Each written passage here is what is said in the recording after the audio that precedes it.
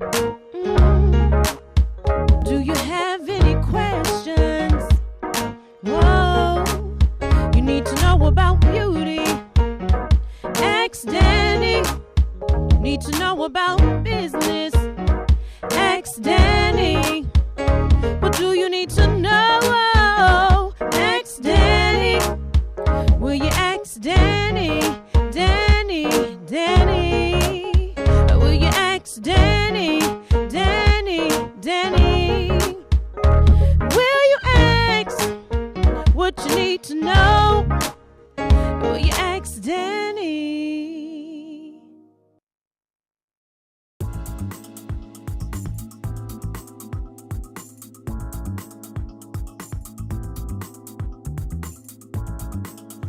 So we're here with Tina at Creatively Yours.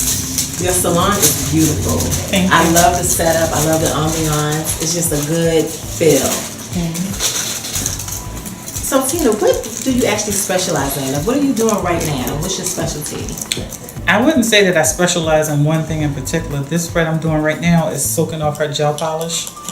She has natural nails, so this is the way how I take the gel polish off of natural nails. I just wrap cotton balls with acetone with the aluminum foil and let that sit on for about 10-15 minutes and then do her polish application. Okay, so you just basically do a little bit of everything. Yeah. Or a lot of everything. I don't want to But say a little my bit. focal point is nail care. Nail care. Yes, That is so important. absolutely. Because if you had a client like myself, I'm actually transitioning from acrylics. So I know you know all the lumps, bumps, dents, things like that is up under this polish, Yes. which is why I choose chunky kind of polish to kind of cover it up. But that's excellent. So what are you seeing with the gels? Because a lot of people are moving towards the gels versus the acrylic nails. Now the one thing that I can say is that when a person moves to gel versus the acrylics, it's for the to take care of their actual nail instead of doing so much damage to their nail, like from the files and the drills and things of that nature. So if you're going to go the route as far as doing the gel polish and you want to take care of your nails, the best thing to do is what I'm doing right now, to take the polish off, because some people will peel it or try to pry it off with a tool or something like that, and that defeats the whole purpose of doing the gel polish versus the acrylic, because you're still damaging your actual nail. Okay, so basically this way may take a little bit longer. It may take longer, but it's best for your actual nail. It's best. Exactly. Because someone like me, a little piece will start lifting and I just go, and you're peeling off a layer of your nail along with it when you do that top layer. Absolutely. Wow. So again, I just tell my clients, if you're going to go this route, then take care of your nails. Don't peel it off. Don't try to use a tool to pry it off and things of that nature, because for all that, you might as well go ahead and get the acrylic, because you're still damaging your nails. That's square one. Exactly. Wow. Yeah. Okay. So right now, what are you actually working on? Are there any projects or things that you are currently working on that the public should know about? Well, my biggest goal right now, I'm trying to work on my own polish line. Wow. Yeah. That is like my ultimate goal. My objective is basically branding myself, getting my name out there, hopefully obtaining my own polish line and then getting that out there, Now, what do you think would be, because we see several different polishes at different price points, low end, high end, things like that. Now, what do you think your line, like what is your vision for your line, the difference? Of course, you have to crawl before you walk. So I'm not starting off with like a gel polish. I'm going to start off with a regular lacquer polish, but my goal is just basically just to have that accomplishment, just to have it out there. But nice spring colors, fall colors, just a combination of both, and then just marketing it to other nail salons and possibly other distributors who go around the different salons, see if I can get with them and maybe they could push it to other salons as well. Yeah, just to get it out there. Just to, not to say that it would be different from any other polish, but is a reflection of me. It has my name on it, and that's just what my goal is. That's what I want. You want to put this Tina stamp Absolutely. of approval on it.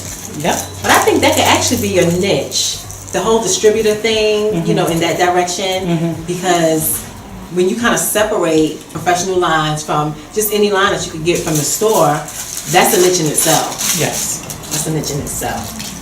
Excellent. It's private. Yeah. You know, that personal. Get the touch, feel the product. Yep. Okay, and how long have you been in business? Because I've known that you're seasoned. Yeah. It's kind of funny. I've been licensed for, I'm going to say, about 23 years. Okay. And I started off doing nails full time. Then I stopped for a while and was in corporate America. I've been a property manager for a company for over 10 years. And I stopped working with them and stayed home for a year. And then when it was time for me to go back to work, I just had to come up with, do I want to be a property manager again, or do I want to go back into nails? Because I miss the nails. So that's what I did. So I opened up a salon suite in Phoenix 2.5 years ago. And when I opened up, I didn't have one client. I just said, I'm going to step out on faith and see if it's for me.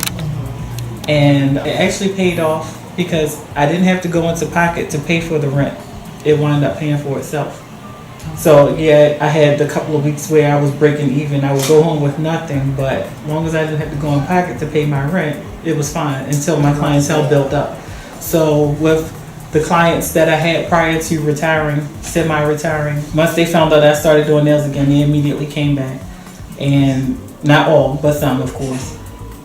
And they referred me to other people, and then with social media now and posting on Facebook and Instagram and things of that nature, that just like put my work out there, and it just started increasing until, you know, clients always say it's hard to get an appointment with me now because I'm normally stay booked, and this is just 2.5 years later.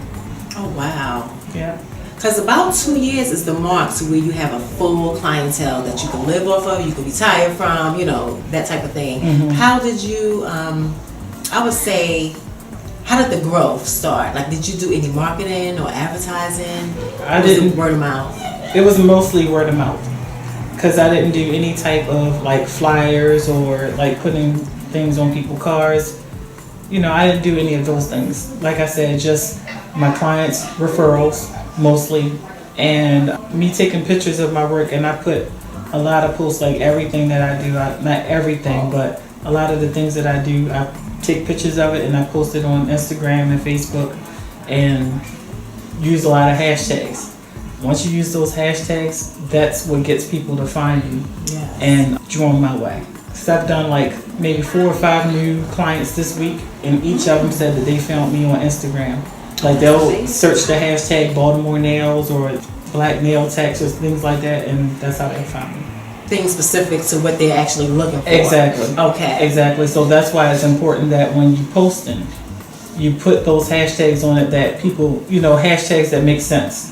That people will, well, let me go in there and look for this. You know what I mean? Stuff that Thinking you know ahead. people. Exactly. Okay. Because that's what people search in order to find people, and then when it pulls up a list of all of the people who use that same hashtag, if my work stands out, that's how they come to me. Oh wow. That's a good tip, because I see the hashtags and I actually use them sometimes, but I use kind of like the same ones, and so like 4 or 5, you know. But then I see people that have like a whole paragraph of hashtags.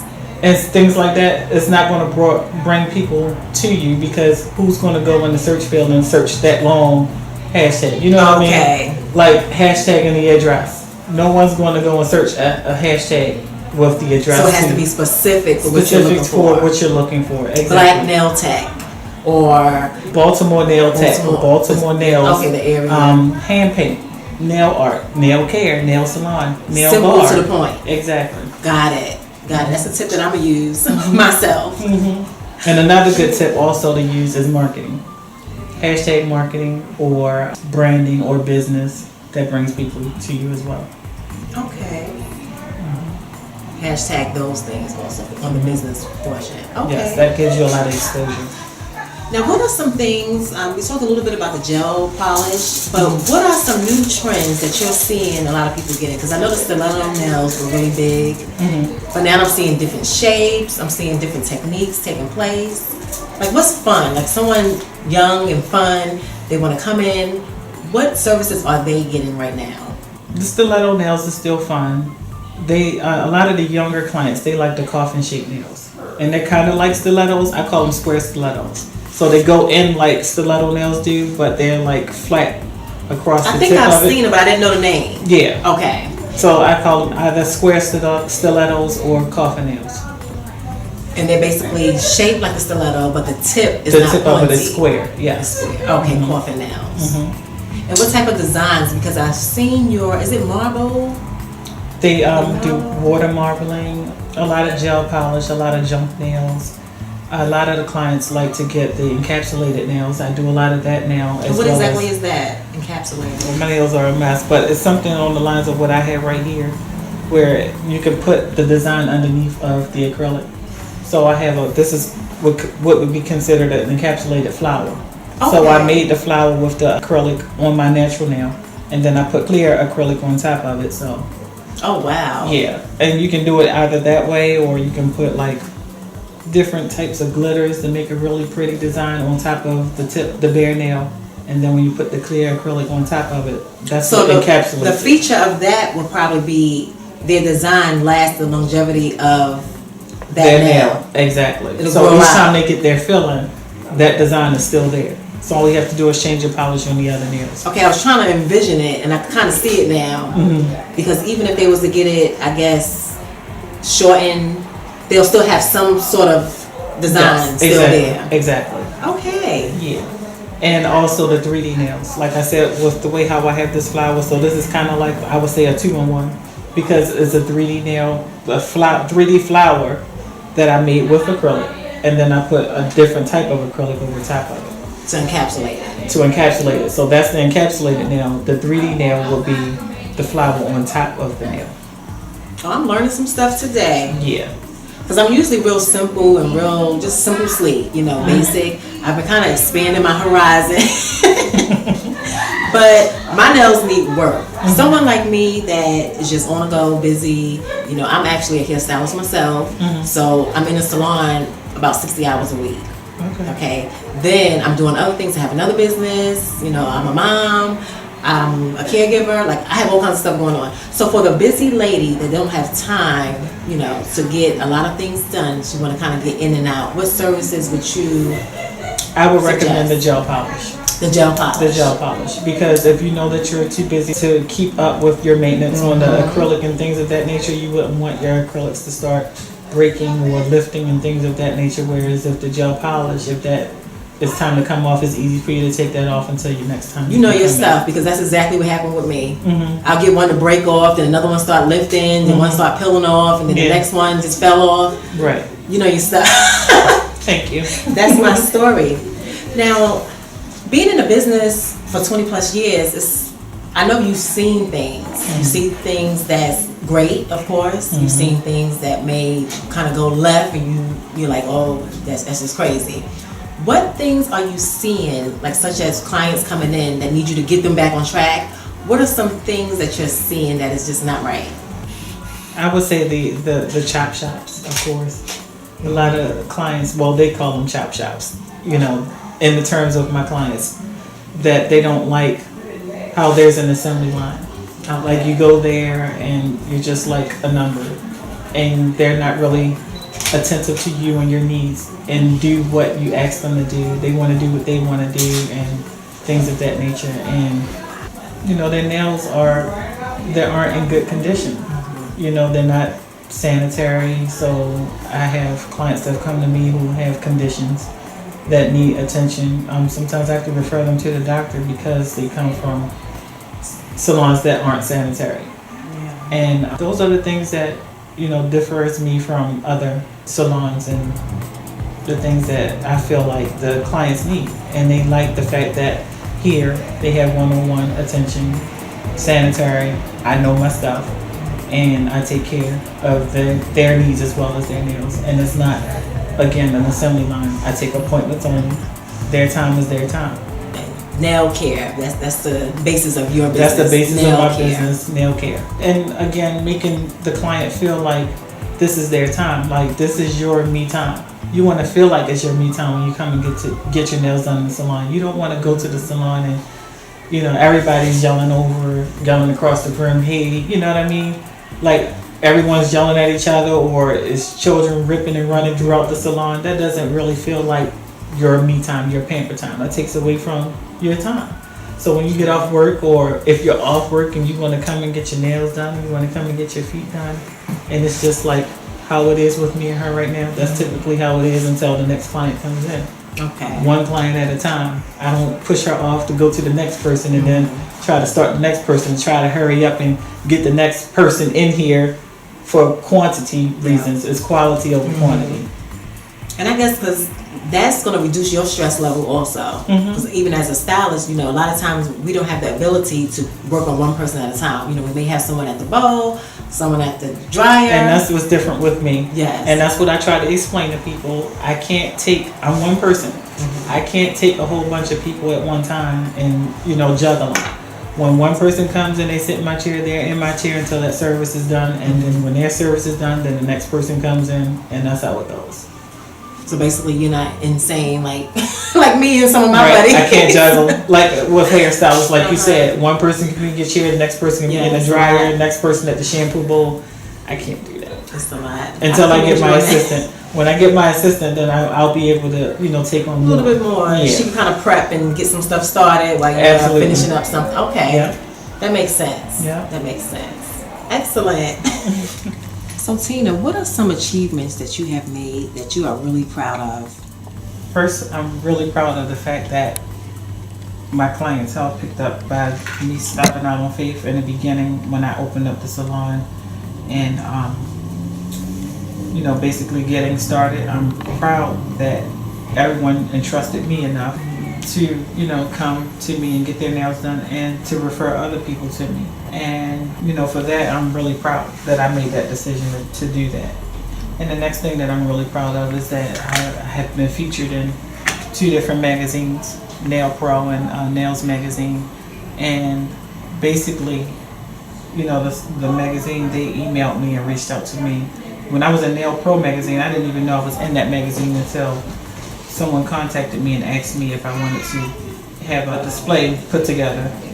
So I had no idea I was in there, but that made me feel really proud that I was actually featured in the magazine. Yes. Yeah. That's excellent. And I do see your work up there, and it's beautiful work. Thank you. It's beautiful. I mean, it looks flawless, like a work of art. Thank you. An actual work of art. Now, what is your motivation? Like, what actually motivates you to come to work every day? I know it's long hours. I know it's a lot of work. But what is the motivation behind what you do? You know, I think what keeps me going is the fact that my clients praise me and commend me so well on the good job that I do. It's like the more they appreciate me, the more it makes me want to come in and like set the bar, you know, just be different than the rest. And for that alone is, you know, what motivates me. Now, what are some things that you're seeing, like in your specific, you know, industry, in the nail care industry, that you would think, I would say, you would want to change, or you think would soon change if there was someone to actually help make that change? The only thing that I would say I would want to change is for all of the nail techs or anyone in the beauty industry to be able to stick together and, you know, network with each other, uplift each other, and not feel like this business is a competitive business. You know what I mean? I just feel like we can get a lot more accomplished if we all work together and, you know, encourage and praise one another. If you see something nice, you know, it's never hard to compliment the next person. And that's the only thing I would want to see change is the nail technicians, mostly the nail technicians, because a lot of hairstylists, I see that they network with each other and they attend classes and seminars and things of that nature, and they all stick together and they refer one another to each other and, you know, to clients and things of that nature. But I don't see too much of that going on in the nail industry, and I would really love to see that change. And also I would love to see more classes and seminars being held for nail technicians. This is always something to go to and attend, like marketing meetings and things of that nature for hairstylists, but I still attend those because some information that they give in those classes I can benefit from. Yeah. As far as branding yourself and building your business and, you know, being professional.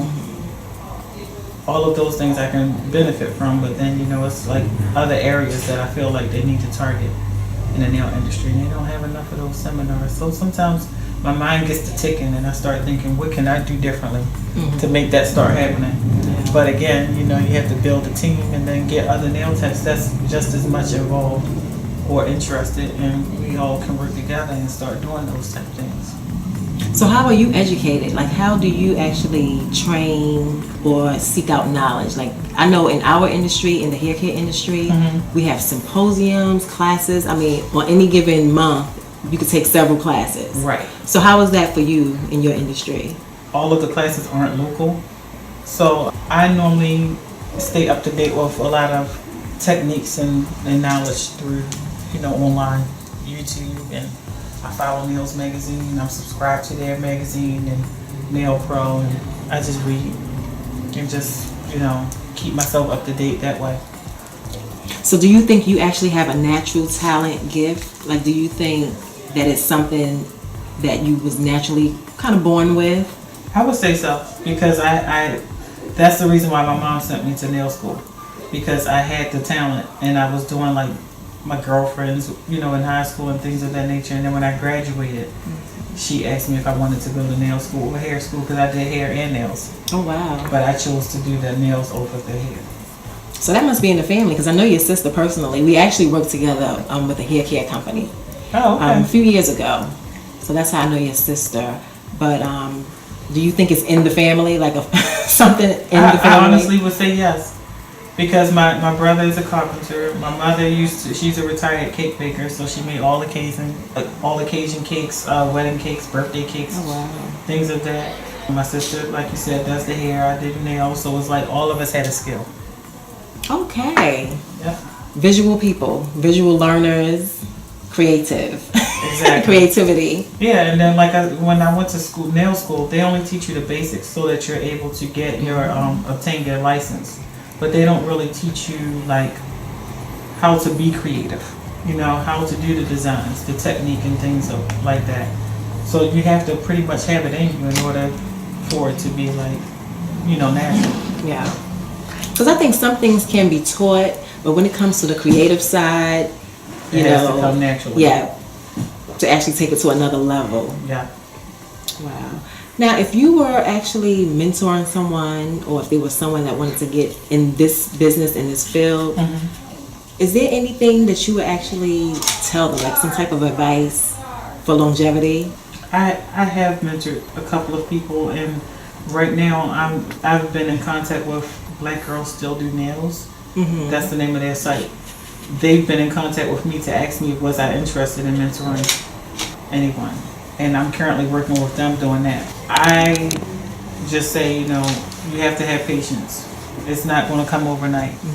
If it's something that you want to do, stick with it. Like, don't sleep on your God-given talent and just let it build itself. Yeah. Don't think that you're going to build an empire overnight. You have to have the patience and allow it to work for itself. Now, I know you told us you was going to be working on that nail polish line. Have you started the process yet, or are you kind of still gathering and building your business plan to do so? I've gathered information, and right now I'm just trying to get the funds together to do that. Okay. Excellent. And once I get all of that together, trying to see how I'm going to go about doing it, if I'm going to do a fundraiser or if I'm just going to go ahead and just do it. But, once that's taken care of, that's it. It'll definitely be done. Okay. Now, how can people find you? Where are you located? I'm located in Parkville, Maryland. It's 8021 Harford Road. And like I said earlier, I only do appointments. So if someone wants to find me on StyleSeat, it's www.styleseat.com/Tina Boyd. And that's where all of my clients and potential people are able to see my work, see my hours, as well as my address, my contact information, and schedule their appointments on that website. Okay, so they can actually view your work and Yes. schedule an appointment Yes. on that one site. Everything is right there on that website. Sounds great. Now, did you want to leave us with just a word of wisdom or just something from Tina that we could take back with us? And just work hard. And Okay, hard work that's- pays off. Smart. Be professional at all times. That's my biggest thing when you go into a nail salon or any business industry. Just work hard. Hard work pays off. It's all about the client and making them feel comfortable and enjoying their services. Will you ask Dani? Don't forget to subscribe, Dani, like, tag, and Dani. share. Will you ask what you need to know? Will you ask?